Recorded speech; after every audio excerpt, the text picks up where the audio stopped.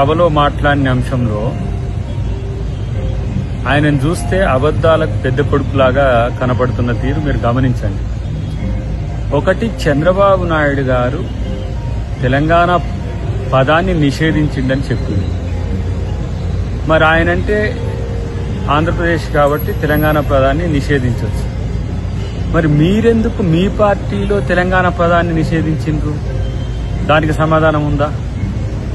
కాబట్టి ఇట్లా చంద్రబాబు నాయుడును టార్గెట్ చేయడమో లేకపోతే సీమాంధ్రాను టార్గెట్ చేసి తెలంగాణ సెంటిమెంట్ రగల్చాలని అది చూస్తున్నారు.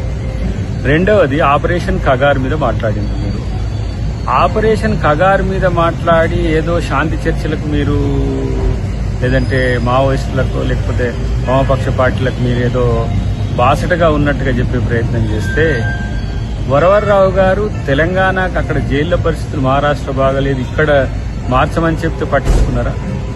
గద్దర్ను కలిసిండ్రా? హరగోపాల్ సార్కు అపాయింట్మెంట్ ఉందా?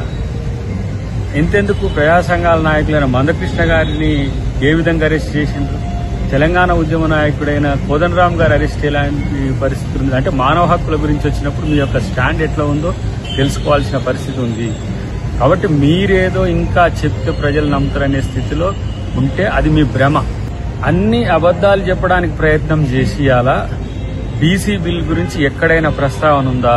ఎస్సీ బిల్కు సంబంధించి ఎక్కడైనా ప్రస్తావన ఉందా? అన్నిటికంటే ముఖ్యంగా సన్న బియ్యం గురించి మీరేమైనా మాట్లాడిందా? అంటే కేవలం మీకు సంబంధించిన అంశాలు వల్లవేసుకోవడానికి చేసిన ప్రయత్నం తప్పితే మరొకటి కాదు. ఒక పెద్ద ఆయన అంటుండే, ఊసరవెల్లి రాత్రి మొత్తం నిద్రపోలేదంట. ఎందుకంటే మాకంటే మా కళ్ళ ముందే ఈ విధంగా రంగులు మార్చే కేసీఆర్ ఉన్నాక మా పరిస్థితి ఏంది, మా అస్తిత్వం ఏందని చెప్పి ఊసరవెల్లే భయపడే స్థితికి వచ్చిందని నేను అంటున్న. అబద్దాలు చెప్పడానికి ఒక మీటింగ్ పెట్టుకొని పెద్ద ఎత్తున ప్రజల్ని మభ్యపెట్టడానికి, నీ రాజరికాన్ని నీ దర్పాన్ని చూపించుకోవడానికి అంత పెద్ద ఎత్తున ప్రజల్ని హింసించాల్సిన అవసరం లేదు. మళ్ళీ దాంట్లో మన ప్రజాస్వామ్యం ఉందంటే ఒక్కడే, దాంట్లో ఆయన కొడుకు, అల్లుడు, బిడ్డ ఇదంతా కూడా నామమాత్ర పాత్రలు. అంటే ఏంది? మళ్ళీ రాజరికాన్ని నియంతృత్వాన్ని తెచ్చుకోవడానికి ప్రజలు సిద్ధంగా ఉన్నారు అనుకుంటున్నారా?